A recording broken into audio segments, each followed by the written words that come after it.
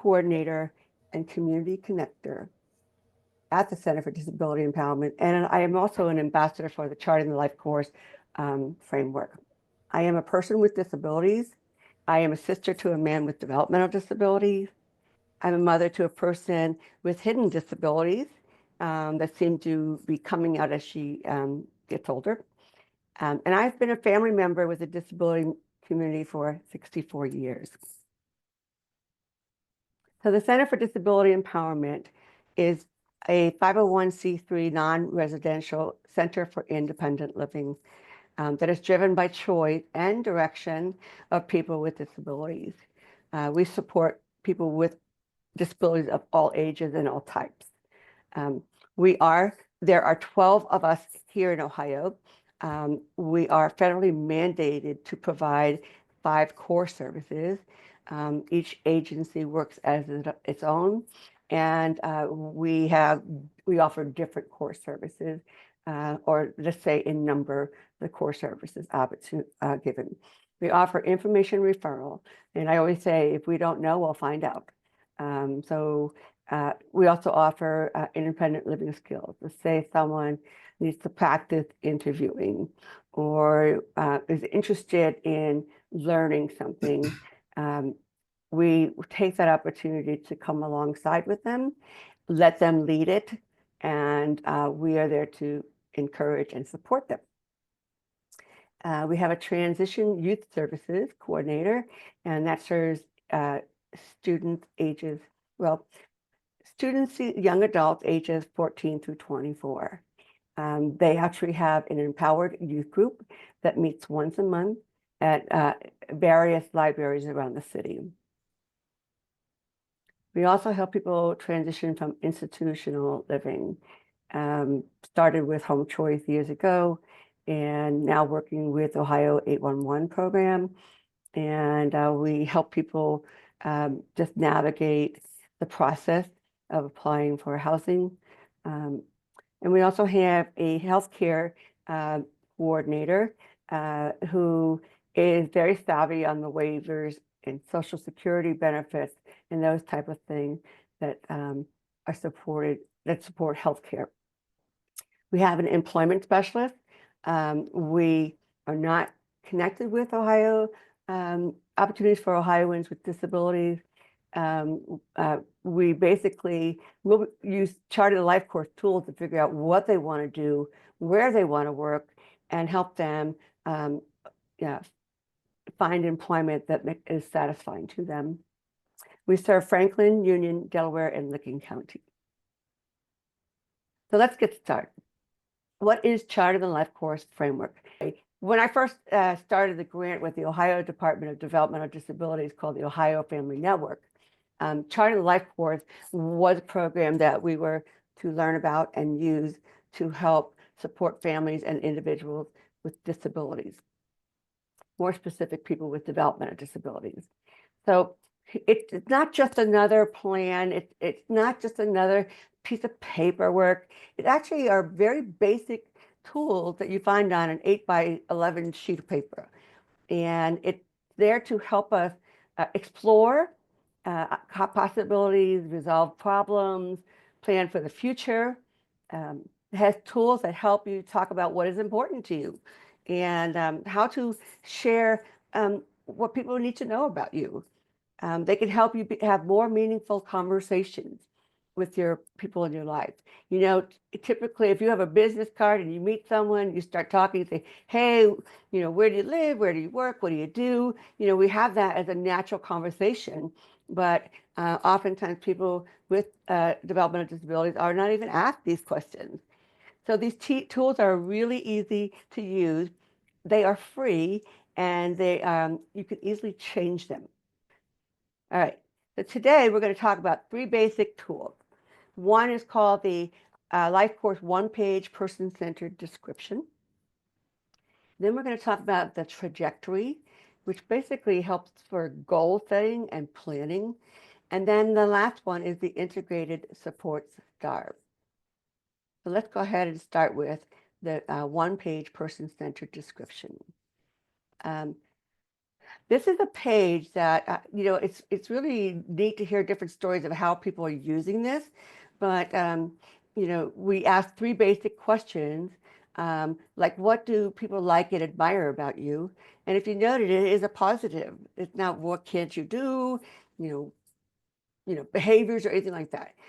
Then it asked, what is important to me? And then the last question, how best to support me? And so this page has been used for people going to an IEP. If a student can fill this out, they can share this form at their IEP. It is a great way to uh, what is the word? Introduce your person to a new teacher, a new doctor. People have used this form if their person is medically fragile and is in the hospital a lot. They just basically laminate it or put it on the side of the bed, of the hospital bed where a person may be laying there. One example, this one man in his How Best to Support Me area, he said, I have cerebral palsy. Please do not lay me on my left side. He also said he likes talk shows. He does not like cartoons. So these are basic information that anyone can read and have a little bit of an idea of what the person is like. So I have a question for you, and you go ahead and unmute yourself. What do you like about this person-centered page, just from a quick glance? I'll go first. I love it. I've already used it because I'm taking the ambassador training, and this was one of the things they gave it. So I came back and just like made 50 copies, and I took it to a parent um, probably a week ago and just sat down with her and had her do what she thought about her son. And then I gave her one, and I Mhm. told her to go home because her son's 14 and say, see how close you guys are, and see, and they were getting ready to have a, a new IEP, but also to update the BIP.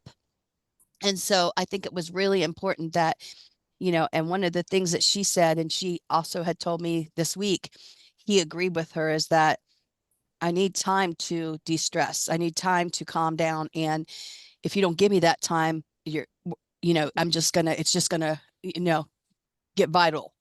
So I need that time. And I think that was so important for them to be able to bring that across to the team, to say, he needs his time, and for him to even realize, hey, I need that time to melt down and get my thoughts together. I thought that was pretty cool. So I think it's a great page.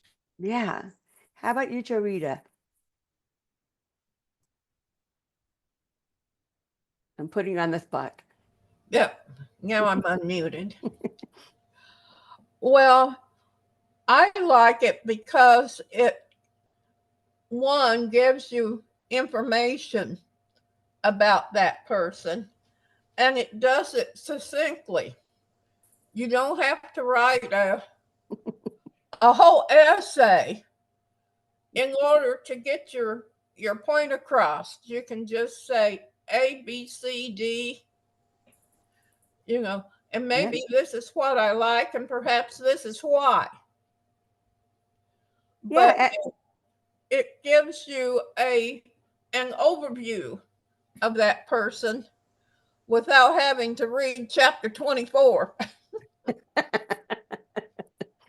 Yeah, that's a really good point. I like to say it's almost like bullet pointing the important things as opposed to, like you said, writing a 24-page essay. I was never very good in English. Hey, Thomas, do you want to comment on it? This kind of reminds me of a 60-second speed date. Yes. They're very personal questions, and most students that I work with are experts of themselves. You're not asking them a theoretical question. You're not asking them something about something they don't know. So I think it's a great way to get kids, especially really anybody. These questions make me think, when you're trying to introduce yourself. These are great skills, and the questions are thoughtfully created and simple enough to kind of they're very pithy. So, Yeah, and I'm glad you mentioned the framework, because It was started by parents and adults with developmental disabilities at the University of Missouri, Kansas City location. And the main thing that they realized is that we do not communicate in plain language. You know, we have the professional language and we have the home language, and it just doesn't seem to jive.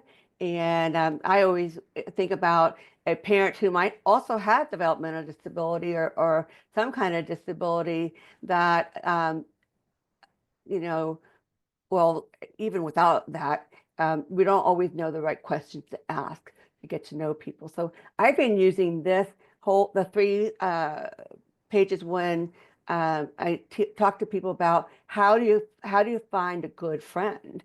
You know, when you look at this thing, we're asking what people like and admire about you. Well, a lot of times folks aren't even asked that.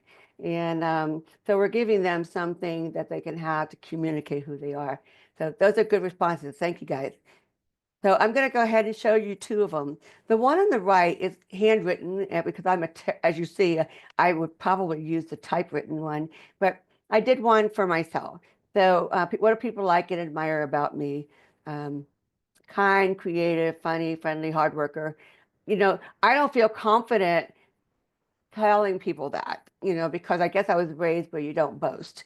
So to me, it seems like it's a boasting thing, but it's not. I think, in fact, I just had my daughter who's now 33, and she had a very rough, um, you know, middle school, high school time, and we've overcome that and we're doing great. So when she said some of these things, I was really surprised because I didn't know that she felt like that now. And so that gave us communication, you know, chance to talk about that kind of thing. So, you know, say what's important to me and then how best to support me. I am hearing impaired. I need to look at people. I love Zoom because I can see people. They're not in their head or whatever. When they allow themselves to be video, it gives us a chance to see if we're connecting. But one thing I ask is if you're talking to me, look at me because sometimes I'm reading your lips as well. And so if you're talking and you walk away, which my husband still does after 39 years, I can't hear you. So I'm asking just to look across me, and then don't laugh at me if I misunderstand something. That goes to childhood healing areas. You know, I need that, you know, fixed. But you know, maybe rephrase the question. And then for me to learn something new, I need to have it shown to me, watch me do it, which is probably a lot of our students. So on the left are the strengths. So this is not about me. This is a basic idea of what someone has typed in. All of these forms are fillable. So you can type into them and change them. You can rip them up. You can do whatever you want. The goal is to use them to help a person express who they are. All right, so what's important to me? Your family, her dog, helping other people, and how best to support me is she needs time to understand what she needs to do. Um, ask her to look at you when you are talking, speak to her in a calm voice, and if she gets anxious, remind her to take some deep breaths. So as you see, this can be used in a variety of ways. Anyone of any age and any disability or not can use these tools. So Deb, I wanted to mention something real quick on that. Yes. So when I did it with Allison, because remember that day we had talked about it, and then I went home and did it with Allison. She said, well, what goes in the empty box? Because, you know, she's autistic, so we got to fill everything out. And Yeah. I said, well, you could put your picture. So when she took the paper, she said, can I see the paper? She went upstairs and drew a picture of herself. I thought that was just like so funny. But yeah, so we could use it for a picture, or they could do their own design. I think that's really cool. Yeah, I'm glad that you said that because it used to say photo here, but it's nice to, you know, like for the example, the person who might be in the hospital and they're covered with wires and tubes, you don't really see them in usual life. So, you know, and that says a lot um, about them. So I appreciate you mentioning that. All right, so I'm going to look at the upper left side. So if we look at this right now, this circle, these are people with disabilities, are members of the people with disabilities are members of their families and community. So we have the person here, and they're surrounded by family, and they're surrounded by community. Okay, so that's one perspective. And then when we add services, it could be community services, could be things they're eligible for. If a person is qualified, we could add services, and this surrounds by the family and community.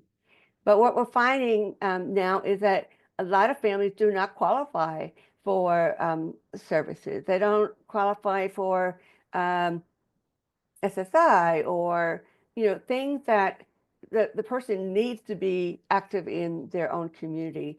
So if you're looking at this third one on the right, you'll see that there's little stars. Can you see those? And so we will get into this, but what our hope is that community service will look like this. It might connect a person with a family, or it might connect the family to the community. So these are just little opportunities of connections in the community to help a person get their support. So the picture on the right is an integrated support star. I'm just going to go over this briefly, but if you imagine in the middle here that you could put the person's name, or it could be the goal, and I'll be showing some of those to you in a bit. So in essence, the integrated support star is across the life course.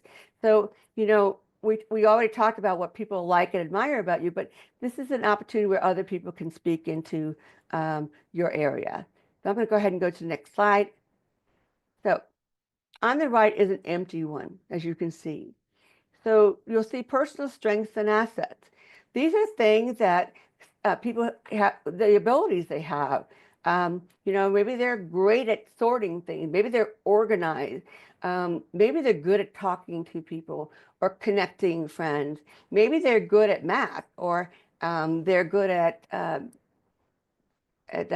animal care. These are things that make them who they are. So if you notice, it's a very positive thing. We are never talking about the negative stuff, what a person can't do. And then as far as relationships, if you have students who are still in school, it would be their family members, maybe their teachers or classmates. It could be if they're connected to an after-school program, or maybe friends from the neighborhood. And eligibility is basically, what they're eligible for. And a lot of times families do not know what they're eligible for. And that's when they have conversations with parent mentors and maybe a transition coordinator in their school. Community-based, it should be anything. They should have access to anything. And this is areas that maybe they like to go to the mall, they go volunteer at a pet shelter, or they're part of, an organized group, since we have some in Ohio. And then we also talk about technology. So technology is anything, like can they do internet search, computer, a phone? Can they text? Can they Skype? Can they do FaceTime? Can they use a communication board? Can they, whatever tools will help them and empower them to be connected to the community. Any questions on this? Pretty easy, right? Again, they're fillable. So I'm going to, as you look on the right, and you all can get a copy of this PowerPoint, and that way you can refer back to this. But the one on the right is supportive decision making. So we talk about personal strengths, decision making, ability to communicate what they want, needs, and wishes, money management, personal safety. And I'm sure most of you can fill in the blanks for these. And then we have decision making that are in all of these things. So once you fill out this form, you get an eyeball view of what whoops, my sunglasses came off. You get an eyeball glue, excuse me. I will edit that. You get a bird's eye view of what that person has and what they need. So I'm going to look at the left here, and hopefully you are able to read this. And Mr. G, his name is Greg, and he allows me to use this example. He called me, I was leaving the office, and I did not have a form, but I had these questions already in my mind to ask him. So when we talked, I was getting an idea of what people like and admire about him, what is important to him, and how best to support him. But as we continued talking, we started talking about the goals he had. And this is all by phone. And I said, you know what? We need to do a Zoom and let's do this together. And so if you look at Mr. Greg has mental health disabilities. And he is living in a community of people who are supported by a mental health organization. And so the funny thing is he is from Britain, and he has an amazingly low voice and British talk. And honestly, the first thing I thought of, wow, wouldn't he be a cool volunteer for Voice Corps? Read a murder mystery book and read it with that British accent. So I'm already thinking of gifting, but as I started talking to him, he's got a lot. And so we see these are things that people have told him. He mentions a personal goal to do a podcast once a week. He is a self-advocate. He does live alone, and he's able to get transportation. So these are just things that he has access to and what he feels capable of doing. So in the area of relationship, it was very limiting. He did not have any family. The only support he had was the staff of the organization that takes care of his housing, and people on staff who do other things that he's interested in. So, so I listed those eligible things. He has access to community space, low income housing, SSDI, food assistance, etc. He does have access to CODA. He knows how to ride a CODA bus. But here is the big deal with him is technology. And I found that out when we did the Zoom because he had a big microphone here. You could see his lap. It was like I was looking at a radio personality. And he's no stranger to technology. So, he knew how to use the internet, has a laptop, has a microphone, knows how to do a Zoom, knew how to do, he actually does the web page for this organization, the Facebook page. So he's really tech savvy. But when I looked at this at a glance, this was the weakest area, it was relationships. And so that's something that we were wanting to pursue. Just a follow-up story, Mr. G. That was October when I met him. At the middle of November, no, right after Thanksgiving, I talked to him and I said, how's your Thanksgiving? He said, it was awful. He said, I actually called the hotline. And he said, I wasn't wanting to hurt myself. I just wanted someone to talk to. So I said, okay, Greg, what are we going to do about Christmas and New Year's? I said, what about creating a 12 days of Christmas where you can create a Zoom, we'll have it at the same time each day so people can tap into it, and then you create a schedule of things you can do for an hour. He was so super pumped about it. And he said, I'm going to go talk to someone now. I said, no, I want you to create the plan and let's talk about this in 24 hours. He came up with a whole plan, called it 12 Days of Holiday Cheer. He had the whole schedule written out in a calendar so that he could post it. He also asked other people if they wanted to contribute. So they did their 12 days of holiday cheer. And now the next request was he wants to create a podcast.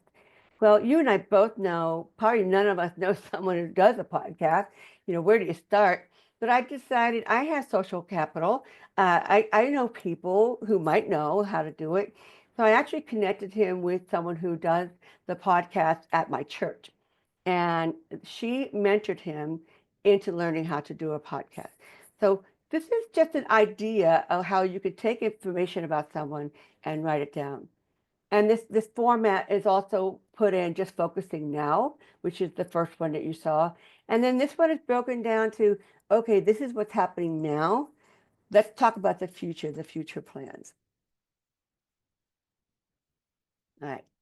So the second first of all, any questions on the person-centered form or the integrated STAR? Do you think they could be useful? Yeah. Okay. Absolutely. Absolutely. I think that, and I love that story. And that's the thing. I think that so many of our people with disabilities feel so left out and lonely. And Deb, I just love you. I think that was, I think you might have saved him that day. So Yeah. And that's the thing, what we do is hard and good, right? It's hard, but boy, when we see someone have success, um, and they do it in their way, it's so rewarding. And in this field, you don't always have that blessing. So charting life course trajectory, I'm going to ask you to imagine yourself right here as this person and this dot on the left. And we're going to ask you for what is a vision for what you want? Or you could say, what is a good life to you?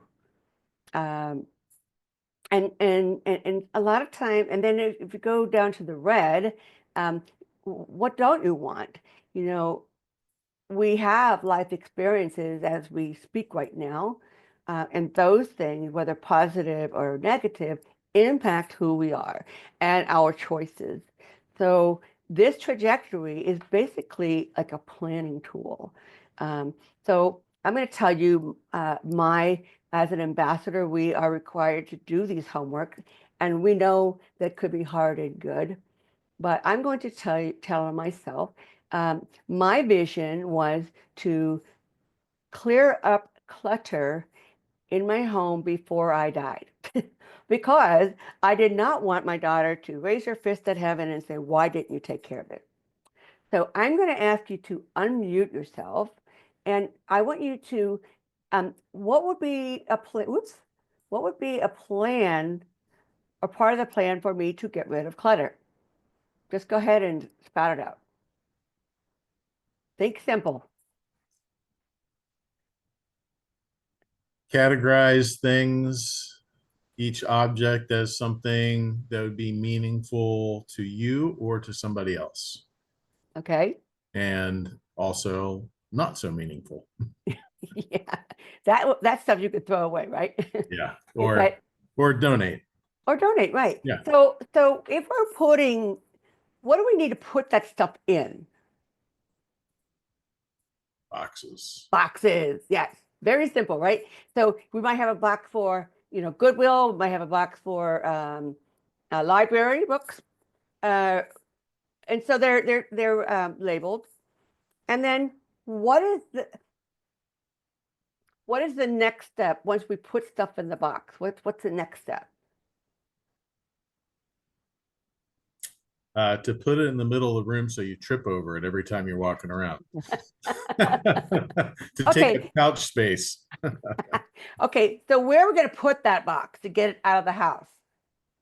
Start with the garage. And then actually, you already mentioned, like you said, Goodwill or library, is to actually transport it there Exactly. on And maybe a certain day. yeah, and so without me planning what I'm going to do, it's just going to be simply what it is, right? So, one thing when I talk about our path that's good or bad, in my path, we lost our 18-and-a-half-year-old daughter. And I still have some items of hers that remind me of her. But also it's kind of painful to do. And I'm like, what do I do with her cell phone? And I decided to take a photo of it and to let it go, because at least I know somewhere I've got it in my mind. And so some of that decision of going towards your good life can sometimes remind us what has happened in the past and what we don't want to do. You guys like this form? Mm-hmm. Okay. One thing I was watching uh no webinar on organization, and the three things, and I thought it was one of the coolest things I had, and I called my niece because we always have that have that fight. But they said first declutter, because you can't declutter, organize, and then clean at the same time. So they said first, that whole day, just declutter that one space. Don't go to another room, because then you'll just start decluttering and then forget about this one. So they said declutter. And then next, after you get that part decluttered, then you organize it. The next, after it's all organized, then you can clean it. So I thought that was really good. I was like, that's really good. So I've been working on that. Yeah, I mean that's, and you can use that kind of thing as a part of the plan. What's really ironic, the morning I was doing my homework for the life trajectory, I read in the newspaper an article, and the author said clutter is essentially delayed decision making. How many of you got paper piles? All right, let's go ahead and continue. Okay, so this form is my vision for my family members got good life. So this might be done by a parent, guardian, sibling, um, uh, a person that is thinking about a person with a disability, their good life. And so, we may ask them to fill their own. And then we can go to the individual perspective if that person is able to share what is your idea of a good life. It will probably be totally different than what their family, caregiver, guardian would be. So these forums can be used by anyone, and we encourage the person with disability to have access to this process. Your form, there was a couple slides prior to that dealt with the future. How is that different than the one that says basic form charting the life course trajectory? It had the star, yeah, now and future. So are these layers of a conversation, or how are they different, I guess? Okay, so we can have long-term future goals. We can have graduation goals. We can have 6-month goal, 3-month goal, or so it is what you want it to be. Um, and so, if someone's planning a vacation, let's say, well, that's kind of a long term, because what are the things they need? They need to have money. They need to know where they're going, how they're going to get there, who's going with them, all those things that we think about when we need go on vacation. So I hope that answers your question, because we can use this just to plan for the next month. It could be, maybe someone learning how to hold a sippy cup by themselves. And that might be, based on their ability at that point in time and what the projected time they think that she would be able to do that. Does that answer your question, Thomas? Yeah, but the next one back with the star and it says future, Mhm. the now and the future. Yeah, I was just curious. I was thinking about, because I know you passed over this form. Is this similar to the focus on the now? You're just looking at future goals oh, I see now. I just didn't look at it carefully. Thank you. No worries. No, so I mean, you're going to have to really limit the wording that you put in this, but a now goal will be now this is on the personal strengths and assets. This is where Gotcha. they are now. But what are something they want to strengthen? Maybe communication skills. So it's almost like a before and after kind of view.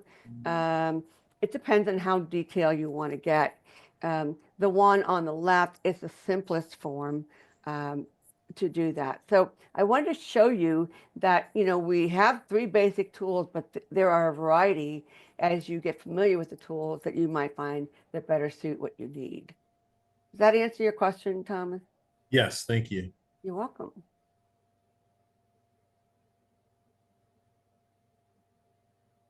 All right, so we've talked about the three basic Chart of the Life course tools. The first one was the one-page person-centered description. And, that's basically, nice to meet you, this is who I am. I have used this format for Goodwill Industries adults. And we did a whole 4-part series on how to have a good friend. And so this tool basically allows that person to talk about themselves, gives them words that they can use to talk about themselves. The one in the middle, the life trajectory, is, you could have the simple form where we're just starting with, a vision for what I want or what is a good life. And then we could fill in the plan here on how to get there. And then we have the integrated support star. So the integrated support star is basically an eyeball view of where that person is the day you're filling it in. We encourage families with their IEP to use these three basic tools. And so we are reaching out to younger families and not waiting till transition age to start thinking about the future and what they need to do at that moment where their child is in development and help them reach the goal. So can you guys see using these tools with the people that you work with or even on yourself? Yeah. Definitely. And I love the fact that they're like 8 by 11 sheet of paper. When you complete something, it's easy to just shred it, throw it up, throw it away, roll it up and throw it away. You could file it, but these papers are really kept with that person because this is all about them. If they choose to want to share it, that's up to them. But it's not meant to just be put into a file and just added on top of the old IUP. So these tools are live and active, and we just trained Columbus City Schools transition coordinators last Wednesday on these tools. So this is not going to be a foreign thing for families and teachers to use regular language to help create that IEP for that student's quarter, half year, year. So on the bottom here, I have what's coming up.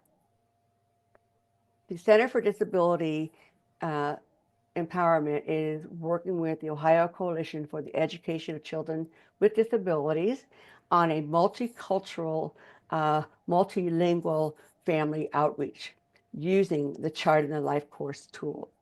They have found that, for the first session, it is an hour and a half. The languages that will be used are English, Spanish, and Somali. And we will have interpreters for each breakout session. So the first session, what the OCECD hears are our multicultural families don't understand the process of special education or why special education.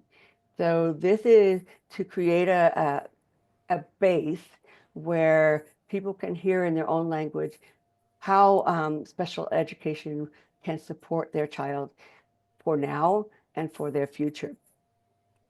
So that one will be an hour and a half. The next 3 sessions will be focusing on one of these basic chart and life course tools, and they will be in their language. We are hoping that once the leaders of those 3 sessions, the half-hour sessions, will hear what parents are saying and what their concerns are. And it is my hope that we will take that information and share that with transition coordinators, with special ed teachers. These are cultural things to consider as you are working with these families. I am super excited about it. Hopefully in the future we may have one for Black culture, for Indian culture using Tamil as a language. So the possibilities are endless, but I can send this information to you. And as I promised, I'm going to get out of the screen. Oh, 1 second. I have a question. Is this an online experience? Yes, it is. Okay, because it's not clear. I guess once you register, I guess it would make it clear. Yeah, so what's really cool is they are going to have their multicultural team and myself sharing the slides in the first session. They will soften our voice and let the interpreter's voice come into play for those people to hear it in their language. So then the 3 following ones will be just the person who has been interpreting, presenting the Charted Life Course tool in that language. So that's a good question. As we know, virtual is the easiest way we can reach families. What do you guys think about this? It's a great idea. Yeah. And it actually was a thought, something that I've wanted to do, and Marbella with the coalition wanted to do, but it was a intervention specialist at a charter school who has a lot of kids from different cultures attending. And she said, I wish we could understand their cultural perspective when we talk to parents. So just by her speaking up, this is what it started to be. So Can you repeat what languages this will be in? yes, Somali, Mhm, English, mhm. and Spanish. Okay. Yeah. And Deb, did you say only take the first? Because I'm signed up for all of them. So should I just take the first one, or is all of them?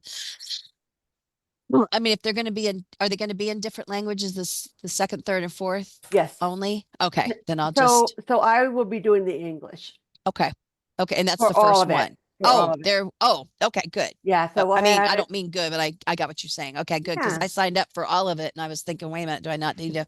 Okay, good. Well, when you register, it'll ask you what is your Oh, language, That it did. It did.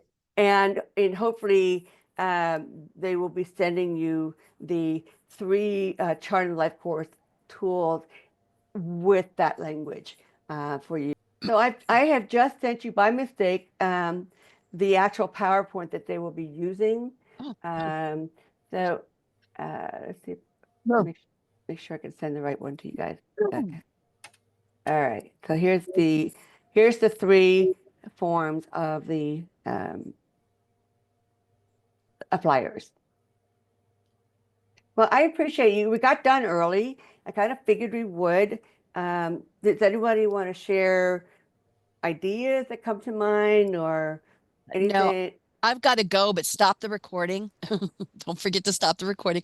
Thank I've you. got to go, but Deb, I'll call you later because I want to ask you something about the thingamati.